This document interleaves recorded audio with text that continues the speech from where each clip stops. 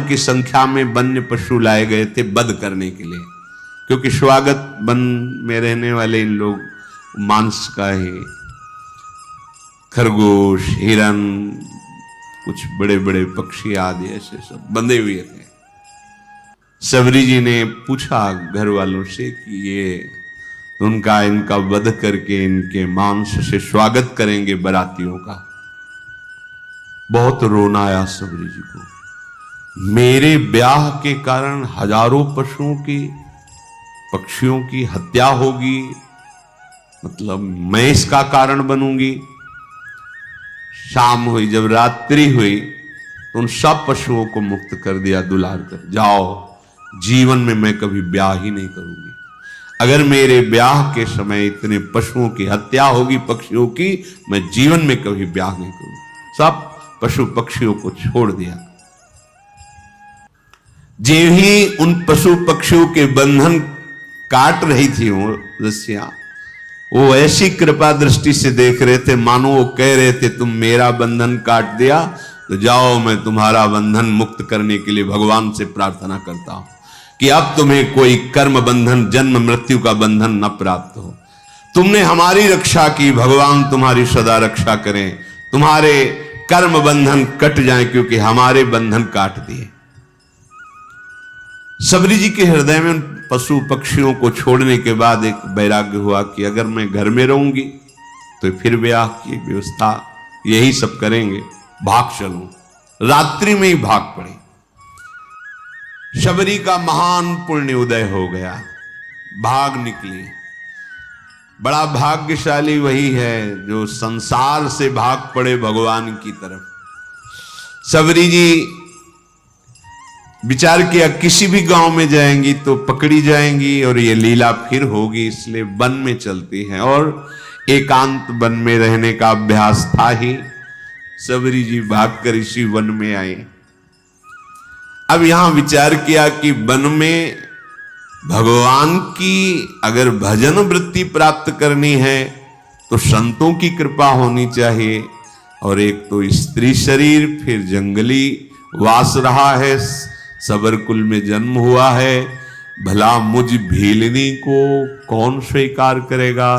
और बिना संत सेवा के भगवंत कृपा होती नहीं, तो छुप के संत सेवा करें, ये महामहिम बात।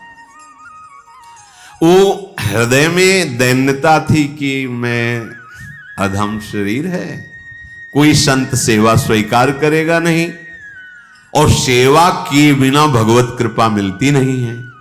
इसलिए वो रात के आखिरी पहर में उठते और देखा कि सेवा के लिए जब ऋषि हवन करते हैं तो उनको लकड़ियों की आवश्यकता होती है, रसोई अमनिया करते हैं तो लकड़ियों की।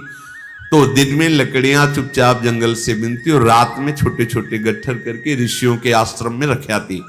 और जहां से ऋषि सरोवर में आकर स्नान करते वो मार्ग सोहनी लगा देती, कंकड़ कांटे आदि बीन कर अलग कर देती। अब सब ऋषियों को लगा कोई संतों को सुख देने वाला कौन है जो ऐसी सेवा करता है।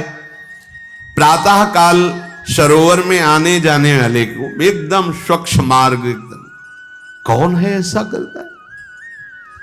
सब ऋषि प्रातः काल जब स्नान करने जाते तो सोचते, पर वो तो रात्रि में सेवा करके चली जाती एकांत में। ये कौन ऐसा है जो बड़ा भारी सुख प्रदान कर रहा है। देखो भगवान की कृपा से सेवा में रुचि होती है। सबरी जी ऐसे संत सेवा करने लगी। अब मन में उनके बहुत दैन्यता थी कि अगर किसी की दृष्टि पड़ गई तब तो उनको बड़ा दुख होगा कि अधम और ऐसा उसके हाथ की लकड़ी बीनी हुई है। बहुत उनके हृदय में ये बड़ी कृपा।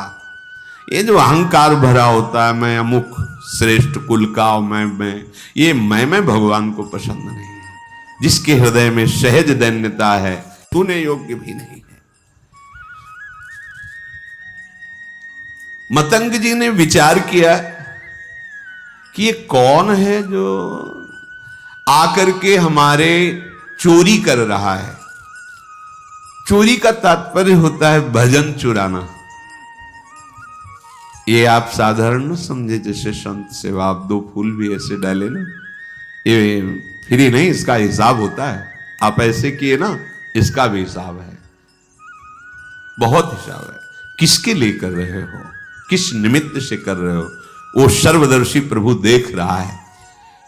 मतंग जी बड़े असंग महात्मा थे, पर बहुत ही हृदय में भगवान के प्रति प्रेम था। अन्य महात्मा जन भी विराजमान थे, पर तप, व्रति, नियम, संयम, मतंग जी के हृदय में भगवत प्रेम का विशेष प्रभाव था। मतंग ऋषि जी के मन में एक दिन बहुत दृढ़ निश्चय हुआ, ये कौन चोर है जो सेवा करके भी छुप जाता है, और हम सब ऋषियों का भजन आनंद।